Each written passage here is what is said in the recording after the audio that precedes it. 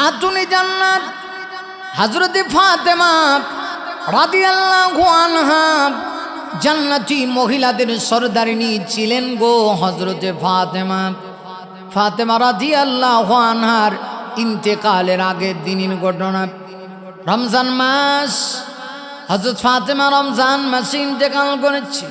আরে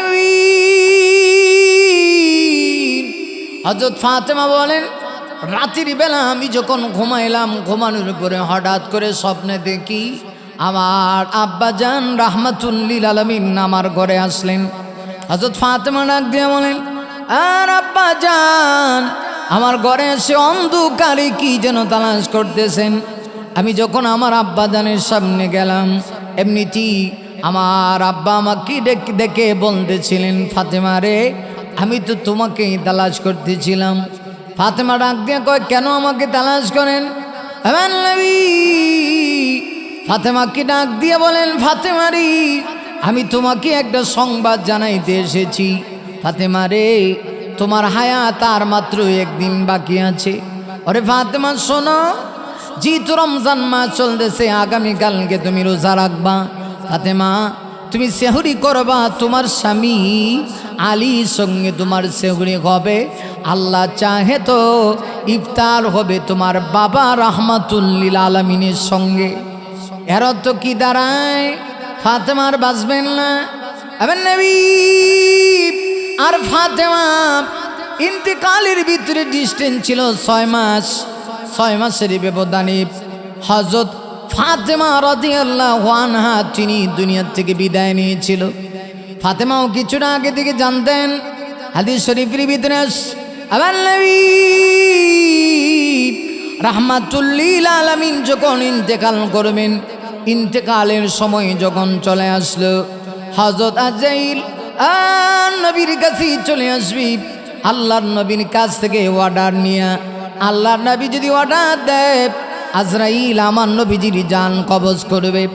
আজরাইল আসার একেবারে কাছাকাছি টাইম, ঠিক সেই মুহূর্তে আমার নবী ইন্তেকালের আগে নবীজির চতুর্দিকে সাহাবীরা আমার নবীকে ঘেরাও করে আছে গো। হযরত ফাতেমাও আমার নবীর সময়ে ফাতেমা রাদিয়াল্লাহু আনহা তিনি কান্না করতেছে। হাদিস শরীফের ভিতরে আমার নবীজি ফাতেমা সম্পর্কে আমার নবীজি বলেছেন, ফাতিমা তো বিদাউম মিন্নি। আল্লাহর নবী বলেন, ফাতেমা আমার কলিজার অংশ। ফাতেমা কান্না করলে গো আমার নবী বরদাস্ত করতে পারে না। আবার নবী ফাতেমাকে খুব বেশি মহব্বত করি। আবার নবী ডাক দিয়ে বলেন, ফাতেমা রে, সবার কান্না আমার বরদাস্ত হয় রে, কিন্তু তোমার কান্না আমি বরদাস্ত করতে পারি না। নবীজি তখন কানে কানে ফিস ফিস করে কি যেন বললেন, ফাতেমার কান্না বন্ধ হয়ে গেল। হযরত আয়েশা সিদ্দিকা রাদিয়াল্লাহু আনহা আমার নবীজির স্ত্রী ছিলেন। আম্মা জান আয়েশা ডাক দিয়া কয়, মা গো, ও মা ফাতেমা, কি হইল? নবীজি কি বলল? বলার সাথে সাথে তোমার কান্না বন্ধ হয়ে গেল। হযরত ফাতেমা ডাক দিয়া বলেন, আল্লাহর নবীজি আমাকে বলেছেন, ফাতেমা গো, তুমি কান্না করো না। আমার ইন্তেকালের পরে মাত্র 6 মাস পরে কবরের জগতে তোমার সঙ্গে আমার দেখা হবে।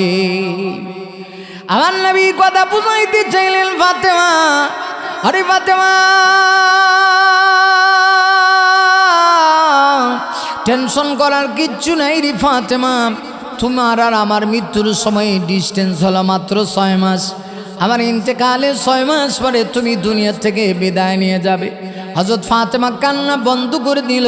যে মুহূর্তে আব্বা জানের মুখে এই কথা শুনেছে, রাসূলুল্লাহ বললেন, ফাতেমা রে, তুই কান্দিস না, তোর কান্না আমার ভীষণ কষ্ট হয়। হযরত ফাতেমা এই জন্য আগে থেকে তিনি ইঙ্গিত জানতেন যে নবীজির ইন্তেকাল আর ফাতেমার ইন্তেকালে মাত্র 6 মাসের ব্যবধান। ওই দিক দিয়ে আরও ক্লিয়ার হয়ে গেল। ফাতেমা স্বপ্ন দেখতেছে, এটা তো রুইয়ায়ে শয়তানি না, রুইয়ায়ে রহমানি, আল্লাহ প্রদত্ত স্বপ্ন। নবীরা যে স্বপ্ন দেখি, যে স্বপ্ন নবীরা দেখা, এটা মিথ্যা হতে পারে না। শয়তান তাদের স্বরূপ ধারণ করতে পারে না।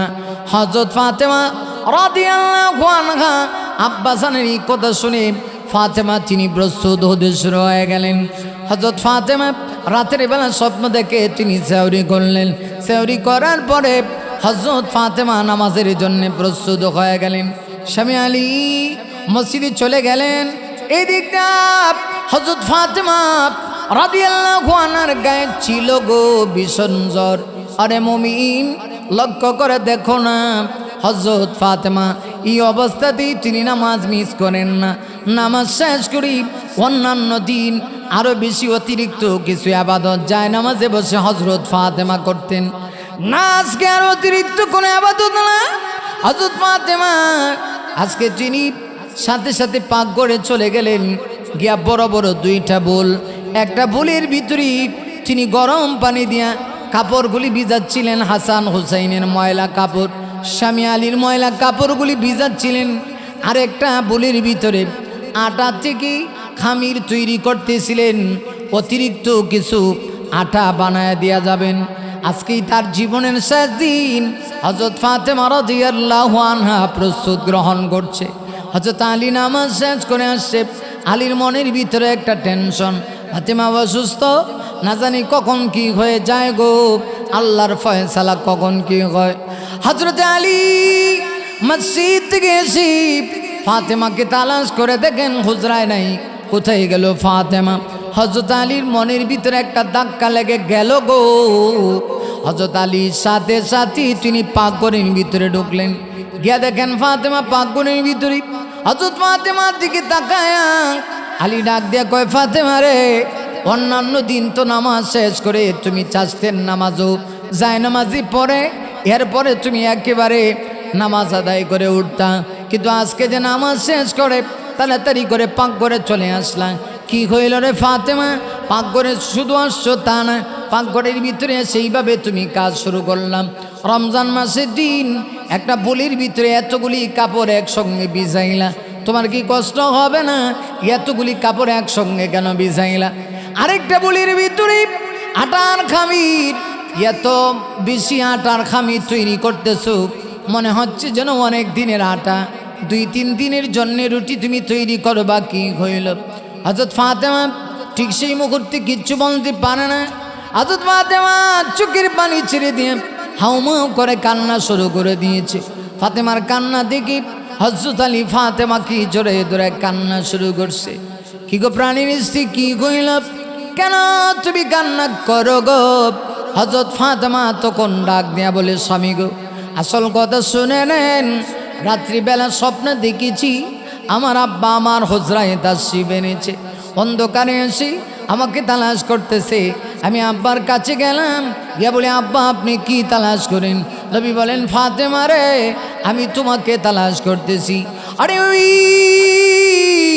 হযরত ফাতেমা রাদিয়াল্লাহু আনহা স্বামী আলীকে ডাক দিয়ে বলেন, স্বামী গো, ওগো প্রাণীর স্বামী, আব্বার সঙ্গে যখন স্বপ্নে সাক্ষাৎ হইল, এমনি দেখি আমার বাবা আমাকে ডেকে বলতেছেন, ফাতেমারে, রমজান মাস চলতেছি, সেহরি করবা আজকে তোমার স্বামী আলীর সঙ্গে। আল্লাহ চাহে তো দুনিয়ার সফর শেষ হয়ে যাবে, আজকে ইফতার হবে তোমার আমার সঙ্গে। চিমুচি কথা বলেছি। হযরত আলী বুঝতে আর দেরি হয় নাই গো। হযরত আলী বুঝতে পেরেছে আমি ফাতেমাকে চিরদিনের জন্য আমি হারাচ্ছি। হযরত আলী, আরে এবার যেন কান্নার গতি, কান্নার পাওয়ার আরো বেড়ে গেল। হযরত আলী ডাক দিয়া কয়, ফাতেমা রে, জীবন ভর তোমাকে আমি কত কষ্ট দিলাম রে ফাতেমা, আমি তোমার মতো স্ত্রীর উপযুক্ত ছিলাম না। রাহমাতুল লিল আলামিন এই মদিনাটি তোমাকে যখন বিবাহ দিবে, কত মানুষ বিবাহের প্রস্তাব নিয়েছে, কত মানুষ এসেছে মদিনার অনেক ধনী ধনী ধনী ধনী সাহাবীরা পর্যন্ত তোমার বিবাহের প্রস্তাব নিয়েছে রে ফাতেমা, কিন্তু রাহমাতুল লিল আলামিন সবার বিবাহের প্রস্তাব প্রত্যাখ্যান করে দিয়েছেন। রহমতের নবী হযরত আলী যখন প্রস্তাব দিয়েছি, প্রস্তাব দেওয়ার সঙ্গে সঙ্গে নবীজি খুশি হইয়া হযরত আলীর প্রস্তাবের খবরটা যখন ফাতেমার কাছে পৌঁছায় দিলেন, ফাতেমা তিনি সম্মতির লক্ষণ, তিনি নিশ্চুপ হয়ে গেলেন, কোনো কথা বলেন। নারীরা নিশ্চুপ মানে হলো সম্মতির লক্ষণ। আর নবী হযরত ফাতেমা কি ডাক দিয়ে বলেন, ফাতেমা রে, বুঝতে পেরেছি তাহলে তুমি সম্মতি দিয়েছো। নবীজি আলীর সঙ্গে হযরত ফাতেমাকে বিবাহ পড়ায় দিলেন। আলী তখনও এত গরিব, আলী যে একটা বাজার করে বিবাহ, নতুন করে বিবাহ করবেন, বাজার করবেন, বিবাহের বাজার করার মতো আলীর ক্ষমতা পর্যন্ত নাই।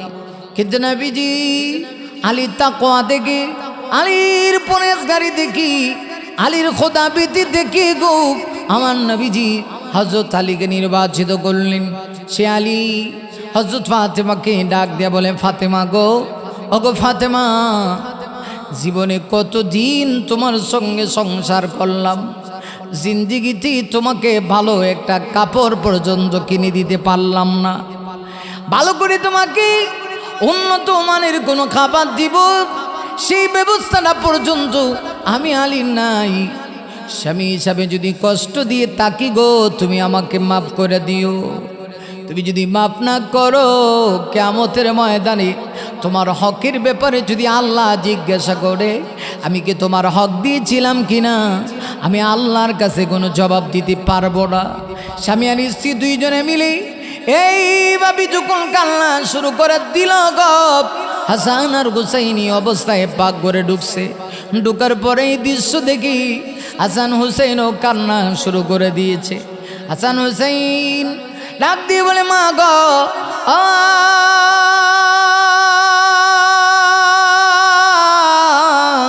কি হয়েছে গো মা, এইভাবে আপনি কেন কান্না করেন গো মা?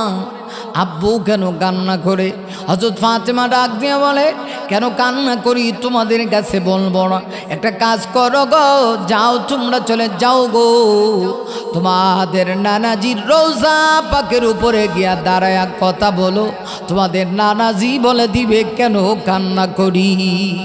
আরে মুমিন শোনা, আমার নবীজি হাসান আর হুসাইন কি খুব বেশি মহব্বত করতেন। এমনকি হাদিস শরীফের ভিতরে আসছি আল্লাহর নবী বলেছেন, মান আহাব্বাহুমা ফাকাদ আহাব্বানি ওয়া মান আবগাদাহুমা ফাকাদ আবগাদানি। আবার নবী বলেন, যারা আমার নাতিদয় হাসান আর হুসাইনকে ভালোবাসলো রে, ওরা যেন আমি নবীকে ভালোবাসলো। যারা আমার নাতিদয়ের সঙ্গে দুশ্মনী করলো, তারা যারা আমার সঙ্গে দুশ্মনী করলো। আমার নবী কত না ভালোবাসি। আমার নবী হাসান হুসাইন দৌড়ায় নানাজির রওজা পাকের উপরে গিয়ে বসে গিয়েছে। আপনাদের কাছে আশ্চর্য লাগতে পারে, আশ্চর্য লাগার মতো কিচ্ছু নেই। নবী যখন নামাজে দাঁড়াইতেন, হাসান হুসাইন আমার নবীর ফিটের উপরে গোড়া বানায় আমার নবীর ফিটের উপরে সোয়ারি হইত। নবীজি মাঝে মধ্যেই সেজদায় যাইতেন, নবী চাইতেন ফিট নড়াচড়া করার জন্যে, আমার আল্লাহ জিবরিলকে বাড়ায় দিত। আরে জিবরিল যাও রে, জিবরিল যাও, আমার বন্ধুকে গিয়া বলো বন্ধু যেন ফিট নাড়াচড়া না করে। আমার আল্লাহর কাছে এই দৃশ্য বড় পছন্দ হয়, আমার আল্লাহর কাছে এই দৃশ্য বড় ভালো লাগে। আরে মুমিন একটু খেয়াল করে দেখো, হাসান হুসাইন কি আমার আল্লাহ এত পছন্দ করি, নবীজি নামাজের সেজদা থেকে উঠতে পারেন না। আল্লাহ কয়, নবী গো মাথা উঠায়েন না, হুসাইন আপনার ফিটের উপরে সোয়ারি হয়েছে, এই দৃশ্য আমি আল্লাহ দেখতে আসি, এটা আমার কাছে বড় বেশি ভালো লাগে। আরে মুমিন এই জন্যে রওজা পাকের উপরে উঠে গিয়া দুইজন বসে রইল। ডাক দিয়া কয়, নানা গো, অগো নানা কি হইল? আমাদের আম্মা আজকে শুধু কান্না করে, আম্মার কান্না দেখি আমাদের বাবাও আজকে কান্না করে, কি হইল? নবীজি ডাক দিয়া কয়, নাতি দয়, আমার কলিজার টুকরা নাতিরা, দৌড়ায় যাও রে, আজকে তোমাদের মার জীবনের শেষ দিন। যতবার মায়ের কাছে যাও, মায়ের চেহারার দিকে তাকায়া তোমরা বরকত নাও, এরপরে আর কোনো দিন মায়ের চেহারা তোমরা দেখতে পারবা না। জীবনের শেষ বিদায় নিয়ে তোমাদের মা তোমাদের কাছ থেকে চলে আসবে। আরে মুমিন হাসান হুসাইন নানাদের কাছ থেকে যখন এই কথা শুনছে, একটা দৌড় মারছে হাসান হুসাইন, দৌড়ে আসি এসে ডাক দিয়ে কয়, আম্মা গো, বুঝতে পেরেছি আপনি দুনিয়া থেকে বিদায় নিয়ে যাবেন, আজকেই নাকি আপনার জীবনের শেষ দিন, আপনার হায়াতের শেষ দিন। আম্মা আমাদের নানাজি বলেছি আপনার চেহারা ভালো করেন দেখার জন্য। এমন হতে পারে এই দুনিয়াতে আর দেখা হবে না, পরকালে দেখা হবে। আম্মা গো, আপনি বুঝি আজকে দুনিয়া থেকে বিদায় নিয়ে যাবেন। হযরত ফাতেমা রাদিয়াল্লাহু আনহা তিনিও সন্তানগুলির গলায় জড়ায় ধরায় কান্না শুরু করছে। ডেকে ডেকে বলে, হাসান হুসাইনডি, হুসাইনডি কষ্ট পাইস না, দুনিয়াতে ধৈর্য ধারণ করে চলবি, বাবার দিকে নজর রাখবি, সাবধান বেয়াদবি করিস না। হযরত ফাতেমা রাদিয়াল্লাহু আনহা এই দিক দিয়ে কাপড়গুলি তাড়াতাড়ি করে আবার তিনি ধুইতে শুরু করলেন। কাপড়গুলি ধুয়ে বেশি করে আটার খামি তৈরি করে আটা বানাইলেন। এইভাবেই জোহরের নামাজের টাইম চলে আসলো। হযরত ফাতেমার গায়ে প্রচণ্ড জ্বর, জ্বরের কারণে তিনি দাঁড়াইতে পারেন না। হযরত ফাতেমা জোহরের নামাজের টাইমে হযরত ফাতেমা নামাজ আদায় করলেন। নামাজ শেষ করে হযরত ফাতেমা রাদিয়াল্লাহু আনহা তিনি চিন্তা করতেছেন, স্বামী আলী নামাজ থেকে আসুক, তারপরে আমি আজকে জীবনের মতো স্বামীর সঙ্গে আমি কথা বলবো। হযরত আলী নামাজ শেষ করে দৌড়ে আসে, তারপরে আবার কান্না শুরু হইল। হযরত ফাতেমা আবার কান্না শুরু করছে, স্বামীর বুকে জড়ায় ধরে কান্না করে। হযরত আলী ডাক দেয়া কয়, না গো স্ত্রী, তুমি কান্না করো না, তোমার কান্না বরদাস্ত হয় না, তুমি কান্না করো না। তবে শুনে নাও, শুনে নাও, দুনিয়ার জীবনে আমি তোমাকে বহু কষ্ট দিয়েছি গো, এত কষ্ট দিয়েছি, এই কষ্টের জন্যে তুমি কষ্ট রাখো না, তোমার হক আদায় করতে পারি নাই। হযরত ফাতেমা ডাক দেয়া কয়, না স্বামী গো, আপনি হক আদায় করেছেন, আমি আপনার হক আদায় করতে পারি নাই। আমার যদি কোনো ধরনের আমার চলাফেরার মাধ্যমে কোনো কষ্ট হয়ে থাকে, আপনি আমাকে মাফ করে দিন। কিয়ামতের কঠিন ময়দানে আমাকে আসামি বানায়েন না। আমাকে যদি আসামি বানান, কিয়ামতের ময়দানে আমার বাবা লজ্জা পেয়ে যাবে, আমার বাবা লজ্জিত হবে গো, কারণ আমি না রাহমাতুল্লিল আলামিনের কলিজার টুকরা মেয়ে। হযরত আলী তখন স্ত্রী হযরত ফাতেমার কপালে চুম্বন করে আর ডাক দেয়া, না রে ফাতেমা, আমি তোমাকে কিয়ামতের মাটি, আমি তোমার ব্যাপারে কোনো অভিযোগ দায়ের করব না, আমি তোমার উপরে সন্তুষ্ট, তুমি আমার হক নষ্ট করো নাই, কিন্তু তুমি বলো আমার উপরে সন্তুষ্ট আছো কিনা, আমি কেমনে চলবো গো, তুমি দুনিয়ার থেকে চলে গেলে, তুমি না আমার কলিজার ভিতরে ছিলে 24 ঘন্টা সময়। হযরত আলীকে ফাতেমা রাদিয়াল্লাহু আনহা সান্ত্বনা দে। এইভাবে গরিব দিন চলে গেল। সমস্ত দিন চলে যাওয়ার সঙ্গে সঙ্গে আরে একটু সময় বাকি আছে, হযরত ফাতেমা রাদিয়াল্লাহু আনহা দুনিয়া থেকে বিদায় নিয়ে যাবে। হযরত ফাতেমা রাদিয়াল্লাহু আনহা ইফতারির পূর্ব মুহূর্তে স্বামীকে ডাক দিয়ে বলে, স্বামী গো, আমি ইন্তেকালের পরে আপনার জন্যে আমার পক্ষ থেকে কিছু ওসিয়ত, এর মধ্যে 1 নম্বর ওসিয়ত হলো, আমার ইন্তেকালের পরে আমার জানাজা আপনি রাত্রিবেলা দিবেন, বেশি মানুষ নিয়ে আমার জানাজা আপনি পড়াবেন না। সম্মানিত সুধী, হযরত ফাতেমা রাদিয়াল্লাহু আনহা এই কথা যখন বলেছে, হযরত আলী রাদিয়াল্লাহু আনহু বলতেছেন, ফাতেমা এটা তুমি কি বলো যে তোমার ইন্তেকালের পরে বেশি মানুষ নিয়ে তোমার জানাজা না দিতে, রাত্রিবেলা জানাজা দিয়ে দিতে, এর কারণ কি?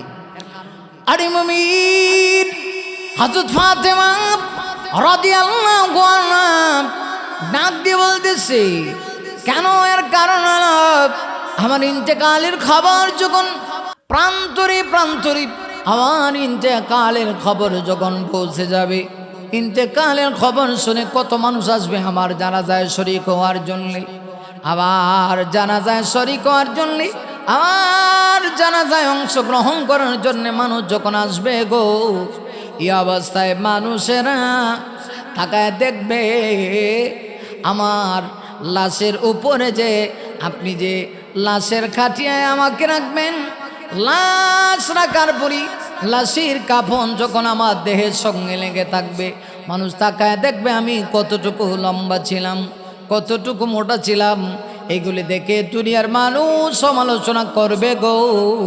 কিয়ামতের দিন আমি কেমনে আল্লাহর কাছে জবাব দিব? এজন্য আমার জানাজা পড়াবেন মানুষ একেবারে অল্প নিয়ে, কাছের মানুষগুলি আসবি, জানাজার পরে আরেকটা কাজ করবেন, আমাকে রাতের বেলায় আপনি দাফন সম্পন্ন করবেন। বেশি মানুষ দরকার নাই, অল্প মানুষ নিয়ে আমার দাফন আপনি সম্পন্ন করবেন। এই দাফন সম্পন্ন করে কবরে রেখে আপনি আমাকে চলে আসবেন। আমার কোনোভাবেই যেন পর্দা বিধান লঙ্ঘন না হয়। পর্দা বিধান যদি লঙ্ঘন হয়, কিয়ামতের কঠিন ময়দানে আমি ফাতেমা আল্লাহর সামনে দাঁড়ায়া কি জবাব দিব গো? আল্লাহর সামনে দাঁড়ায়া জবাব দেওয়ার মতো কোনো ব্যবস্থা থাকবে না। আমা এখান থেকে শিক্ষা গ্রহণ করো। আমা খাতুনি জান্নাত, জান্নাতি মহিলাদের সর্দারেরই হযরত ফাতেমার পর্দার অবস্থা কেমন ছিল গো? তারা কেমন পর্দাশীল ছিলেন। দুনিয়ার জীবনে শত কষ্ট অপেক্ষা করে এক সেকেন্ডের জন্যে, একবারের জন্যে পর্দার বিধান লঙ্ঘন করতে রাজি না। আরে মুমিন, এই জন্যই তো আমার আল্লাহ সূরা নিসার ভিতরে আমার আল্লাহ বড় চমৎকার করে বলেন, ইয়া নিসা আন-নবী লাস্তুন্না কাআহাদিন মিনান নিসাই ইত্তাকাইতুন্না ফালা তাখদানা বিল কওল فيطمع الذي في قلبه مرض وقلن قولا معروفا। আরে আমার আল্লাহ বলেন, হে নবীজির পূর্ণবর্তী স্ত্রীগণ, সাবধান, আপনাদের মর্যাদা কিন্তু অন্যান্য মহিলাদের মর্যাদার মতো নয়। অতএব আপনারা আমাকে ভয় করবেন। আল্লাহ বলেন আমাকে ভয় করতে হবে। আর সাবধান, লা তাখদানা বিল কওল, পরপুরুষের সঙ্গে মিষ্টি ভাষায় কথা বলা যাবে না, পর্দা লঙ্ঘন করা যাবে না। নবীর পরিবারের ব্যাপারে যদি বিধান হয়, নবীর মেয়ে নবীর স্ত্রীর ব্যাপারে যদি বিধান হয়, ও তুমি আমি তো সাধারণ মানুষ, তোমার আমার ব্যাপারে কি কঠোরতা হওয়া দরকার? একটু চিন্তা করো, হযরত ফাতেমা কেমন ভাবে জীবন যাপন করছে। হযরত ফাতেমা মাঝে মধ্যে তো এমন হইত, হযরত ফাতেমার পরিবারের ভিতরে 3 দিন যাইত, হযরত ফাতেমার পরিবারের চুলায় আগুন ধরত না। এমন অবস্থা হইত, হাসান হুসাইন নানাজির কাছে দৌড়ায় যাইত।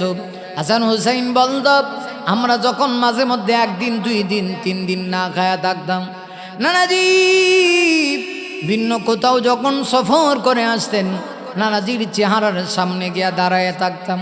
নানাজির চেহারার দিকে তাকাইতে দেরি হইত, 3 দিনের পেটের ক্ষুধা নিবারণ হইতে দেরি হইত না। কিন্তু মাঝে মধ্যেই নবীজিও যখন থাকতেন না, আর নবীও বাড়িতে নাই, হযরত ফাতেমার ঘরের ভিতরে 3 দিন হয় চুলায় আগুন ধরে না। এরপরে হযরত ফাতেমা স্বামীর সঙ্গে কখনো তিনি খারাপ আচরণ করতেন না, স্বামীকে কোনো কষ্ট দিতেন না, স্বামীকে কোনো কটু কথা বলতেন না, বরং স্বামীকে সব সময় ধৈর্য ধারণ করার কথা স্বামীকে বলতেন। কেমন ছিল হযরত ফাতেমা? এমনি এমনি কি ফাতেমা দুনিয়া থেকে জান্নাতের সার্টিফিকেট পেয়েছে নাকি? এমনি পায় নাই গো। আল্লাহ রাব্বুল আলামিন গুণের কারণে জান্নাতের সার্টিফিকেট দিয়েছে। আরে আমার নবীজি এই জন্য হাদিস শরীফের ভিতরে বলে দিয়েছেন, ওয়া ফাতিমাতু সাইয়্যিদাতু নিসাই আহলিল জান্নাহ। আমার নবী বলেন ফাতেমা হলো জান্নাতি মহিলাদের সর্দারিনী।